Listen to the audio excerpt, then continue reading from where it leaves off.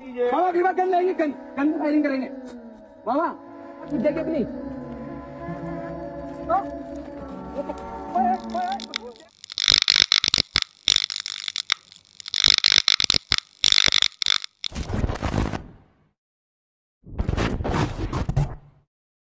Ang bidyong ito ay na-capture ng ring camera sa isang kwarto kung saan isang mag-ina ang natutulog. Tulad ng ibang mga magulang ay naglalagay sila nito upang bantayan ang mga bata sa kabilang silid. Pero ayon sa comment ay binili ang camera sa ibang dahilan. Di umano ang batang babae ay nakakakita ng lalaki sa loob ng closet at nagsasabing takot na takot ito. Ito ang dahilan kung bakit kailangan itong palagyang bantayan ng bata.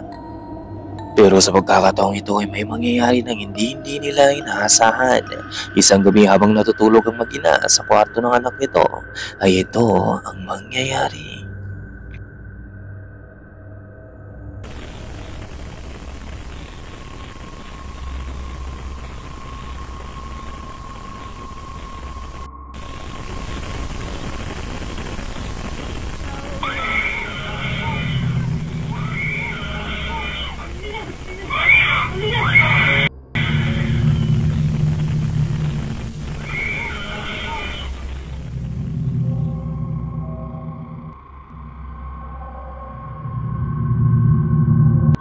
Nang magising nga ito ay may napansin agad ang babae sa kisame. Segundo lamang nang biglang sumigaw ang anak nitong babae.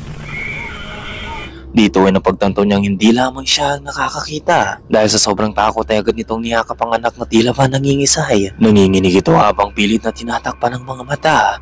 Malinaw na kung anuman ang nasa itaas nila ay talagang nakapangingilabot ito. So ang nakikita kaya nila ay ang lalaking sinabi sa video na nasa closet? At ngayon nasa kisame na.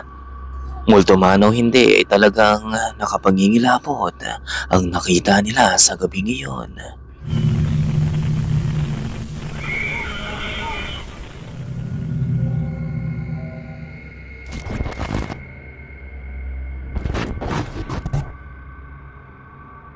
Si Leon Rito mula sa TikTok ay dinodocument ang mga nakakapangilabot itong encounter sa paranormal.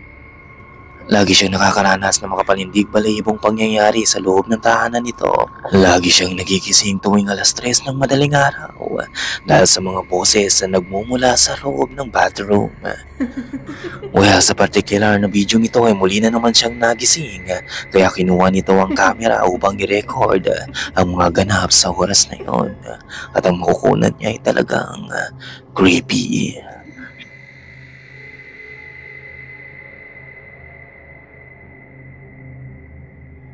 Ya no sé cómo...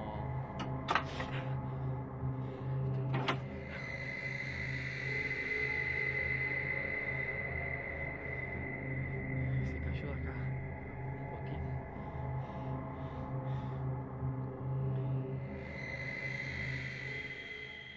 Ya igual a estas alturas miedo ya no tengo.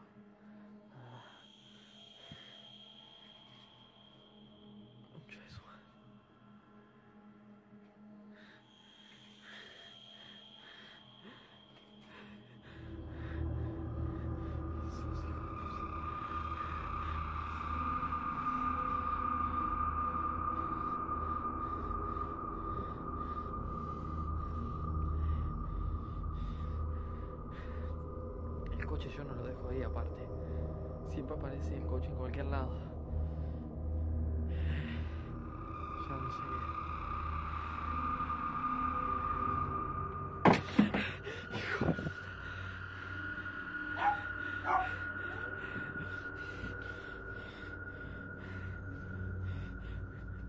Benji, vení acá.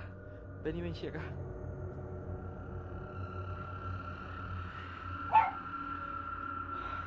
Se me desvanecen las piernas ya. Ya no sé cómo vivir.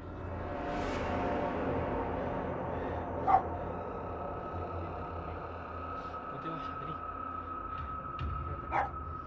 Quédate acá. Deja de ladrar, quédate acá.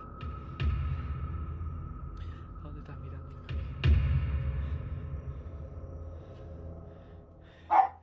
Vení acá, Benjamín.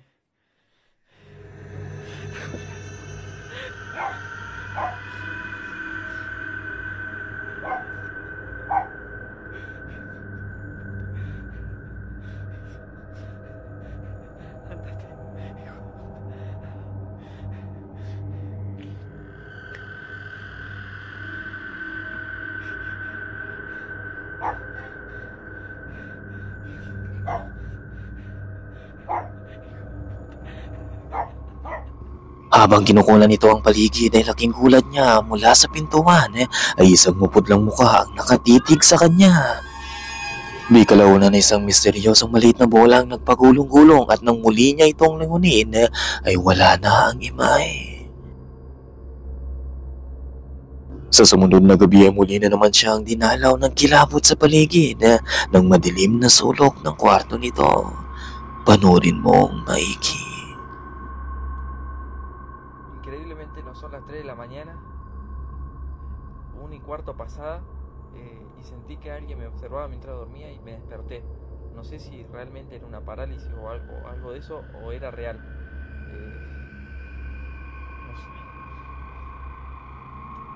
Ahí, la concha de su madre.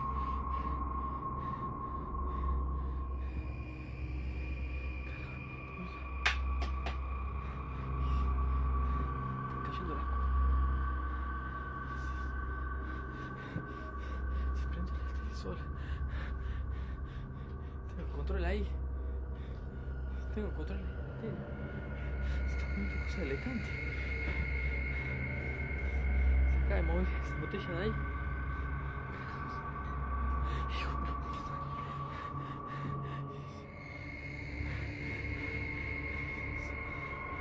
Hijo de...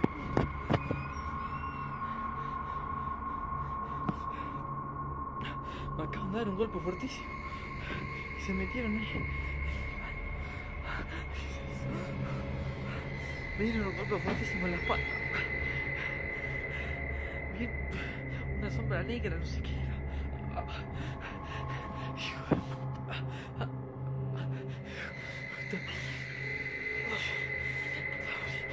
Puta, no me dejan entrar.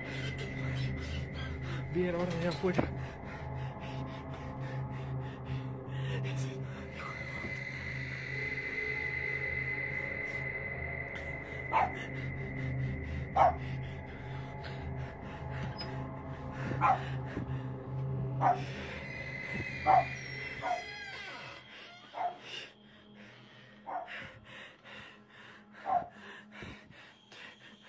Estoy grabando porque me dicen siempre que hay alguien escondido y no hay nadie. No hay nadie.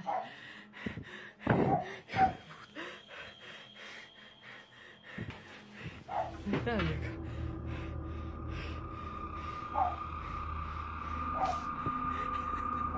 Mga mapuputlang kamay ang nakalapat sa bintana ng bathroom. Pero nang maglakas loob si Lian na puntahan ito sa loob ng bathroom, ay wala naman siyang nakita o ano o sino man ang nasa loob nito. So ano kaya ang nangyayari rito? Multo kaya ito kamulti? O pawang gawa-gawa lamang? Ikaw na ang umusga.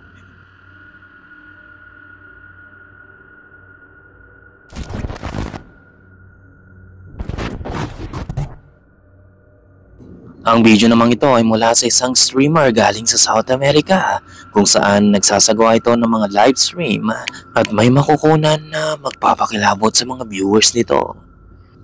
Ayon sa source natin ay taon na itong nangyari pero magpahanggang ngayon ay binabalot pa rin ito ng misteryo. Makikita sa footage ang babaeng naka-livestream sa pampublikong pamilyan na lagi niyang ginagawa bago pa man umuwi sa bahay. Magpagayon pa man ay nasa loob siya ng bahay nung mangyari ito.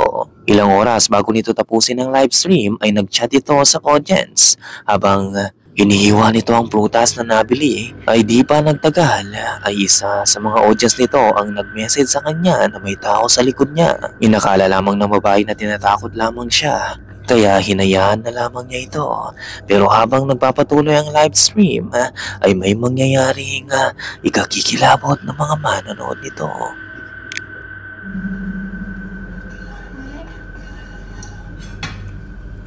Dicen la niña de atrás que no hay niñas atrás, dejen de querer asustarme. Niña de atrás que no hay niñas atrás, dejen de querer asustarme.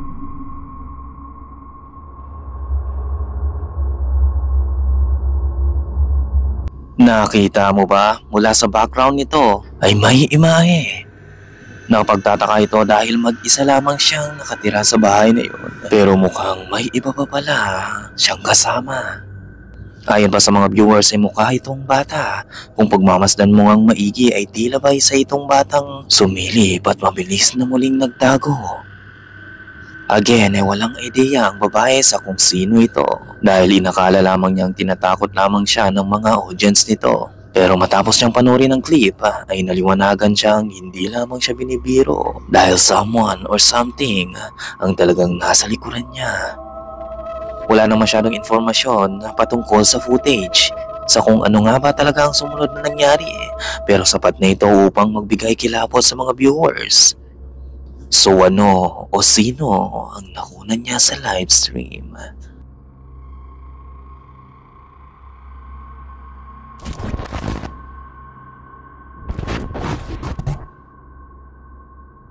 Ang mga paranormal investigator na ito ay nagsama-sama upang mag-explore sa isang abandoned farmhouse na makikita sa Kodak, Tennessee.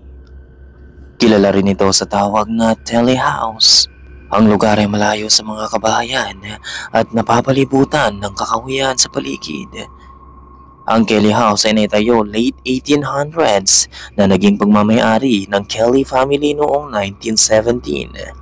Napakaraming mga kababalagan ang nararanasan ng mga bumibisita rito, tulad ng mga hindi may paliwanag na mga yapak, disembodied voices at mga shadow figure. Ang pinakakilalang paranormal entity nakikita rito ay ang aparisyon ng matandang farmer na naglilibot sa property.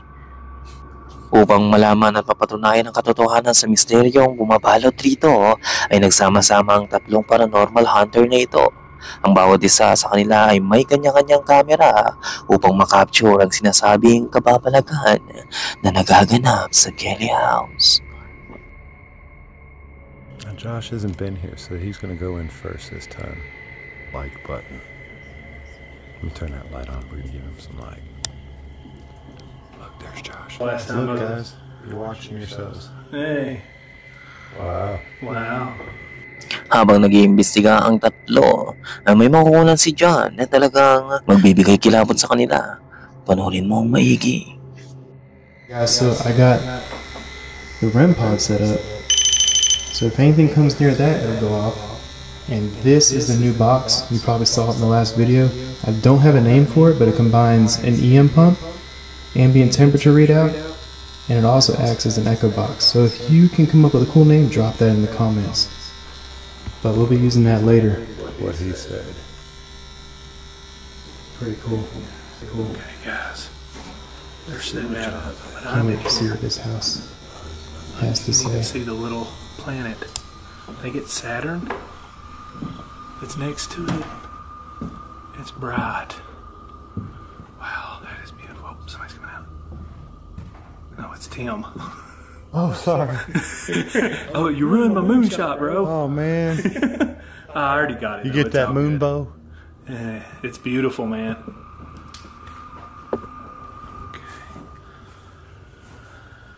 All right, guys. We've got the K2 meter over here in this window. We're getting things set up. All right. And then in here, we got Josh on the porch. Ang 3 investigator ay may kanya-kanyang ruta mula kay Joss na nasa labas ng bahay, si Tim mula sa bakuran, at si John na naglilibot naman sa loob ng bahay. Nakita mo rin ba? Habang naglalakad si John ay may nakunan ito mula sa ikalawang palapag. Isang imahe ang dumaan na nahagip ng kamera.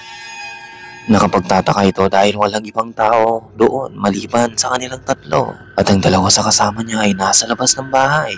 Hindi ito napansin ni John sa mga oras na iyon na natuklasan lamang ang mga ito nang tignan niya ang footage para sa editing. Mas naging katakataka pa ang mga pangyayari nang si Tim naman ang nasa bakuran ng bahay ang siyang makakakuha at makakakapture ng kakaiba sa ikalawang palapag rin ng bahay.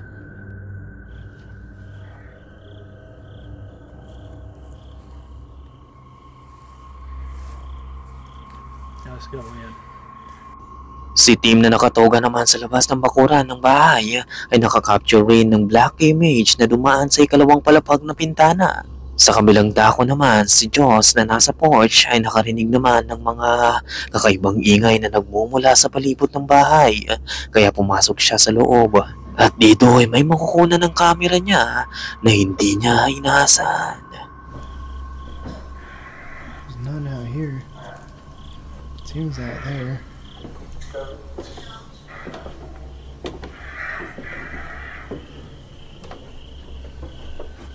There's nobody out here except for Tim. He's down at the end of the yard.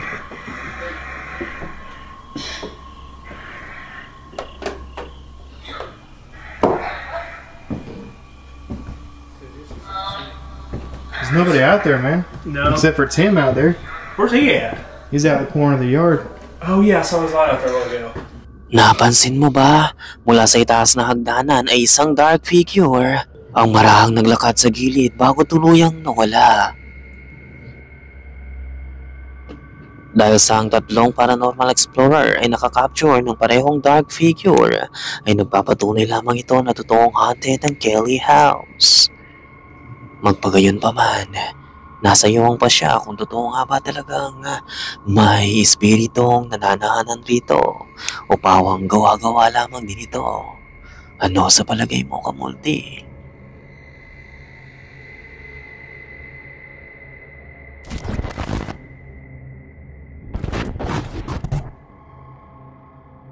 Ang susunod na video ito ay nakunan sa isang storage kung saan isang ama ang nagmamay-ari ng storage unit na may iba't ibang vintage item.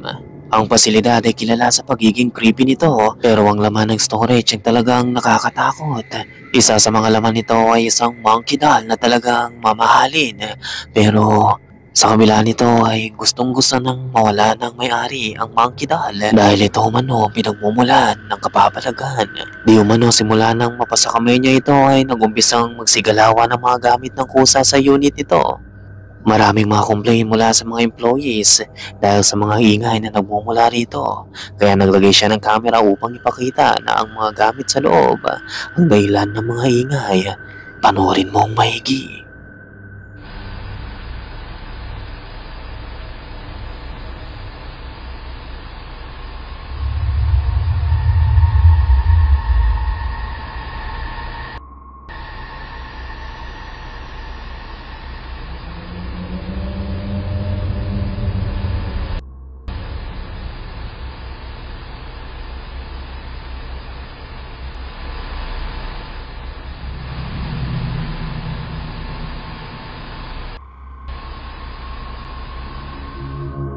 Tulad ng mga napapanood mo sa horror movie, ang toy doll ay gumalaw ng kusa. Ang mga staff na nagtatrabaho sa unit ay talagang kinalabutan tulad ng may-ari nito.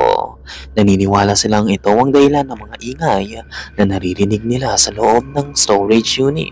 Dahil sa wala pa ring buyer ang monkey doll ay patuloy pa rin itong dinodocument ng lalaki.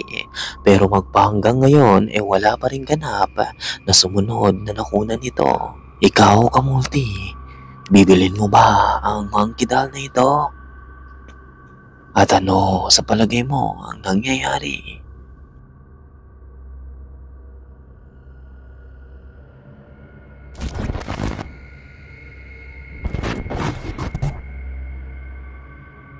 Ang babaeng ito ay nagpunta sa kusina upang kumain pasado 1 AM ng madaling araw nang tahimik itong mag-isa sa kusina nang out of nowhere ay may maririnig itong gugulat sa tahimik nitong pagkakaupo.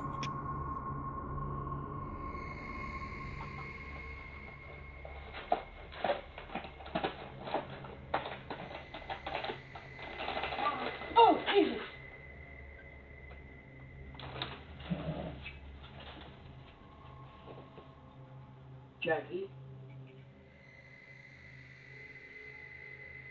Hi.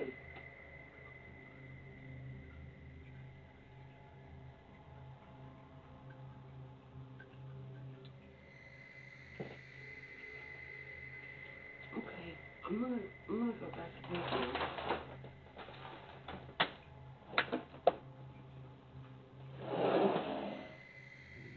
Laking gulat niya nang makarinig siya ng mga salitang, "Hi."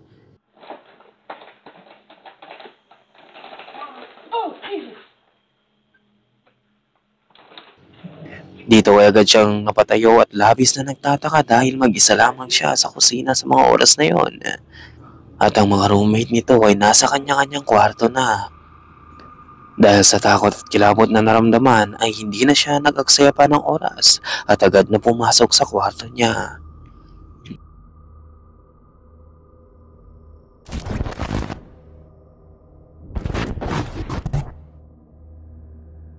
Sa footage na ito, makikita naman ang batang nagising sa pagkakatulog nito at naglalakad sa loob ng kwarto.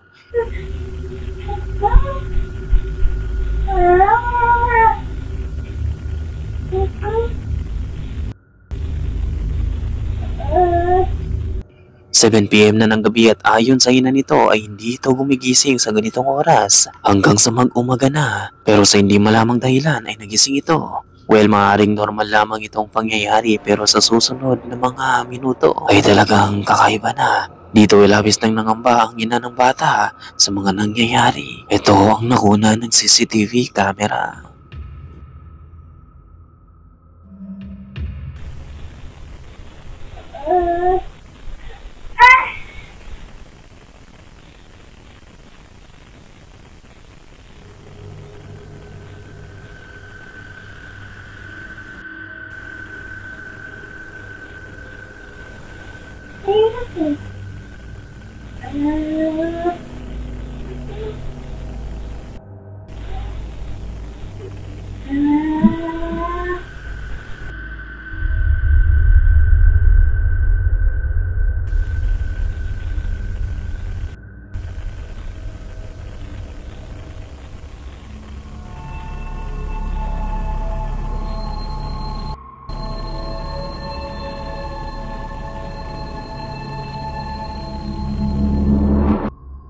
Ayon sa babae, 4 na buwan pa lamang sila sa bahay na ito at ito pa ang mangyayari. Isang boses ang maririnig sa kamera. Malabong gawa ito ng bata dahil hindi pa ito nakapagsasalita. Pero nakapagtatakang may boses sa loob ng silid. Ayon sa ina nito, hindi labay sa itong maliit na batang babae na nakikipag-usap sa anak nito. Dahil sa pangamba ay pinost niya ang video nito sa pagbabakasakaling may makapagbibigay ng kasagutan sa mga nangyayari. Tulad na lamang ng isa pang footage ng anak nito na hinihila ang mga paa. Naniniwala ang mga viewers na isa itong paranormal events. So, totoo kaya itong multo na nakuna ng CCTV camera? O meron kang ibang eksplanasyon sa mga nangyayari, kamulti?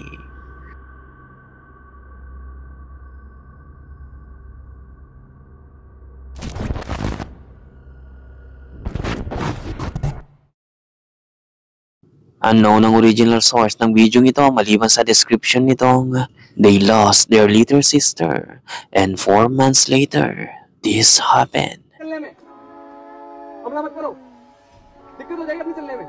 क्या चीज है मामा? अगली बार गन लाएंगे, gun firing करेंगे मामा। क्या हम गन लाएंगे अगली बार? गन लाएंगे अगली बार, जो देखेंगे। Di umano ay natagpuan nila ang kapatid nilang babae na nasa terrible condition.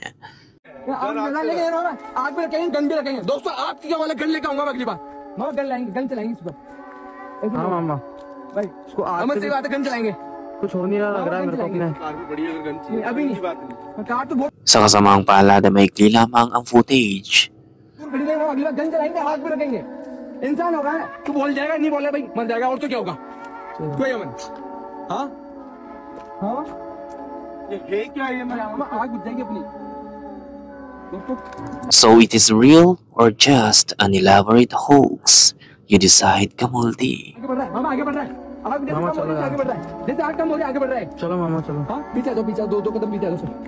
मामा आपकी नहीं लग जाए, आप पीछे आ जाओ, मामा आग बुझ जाएगी अपनी। हाँ?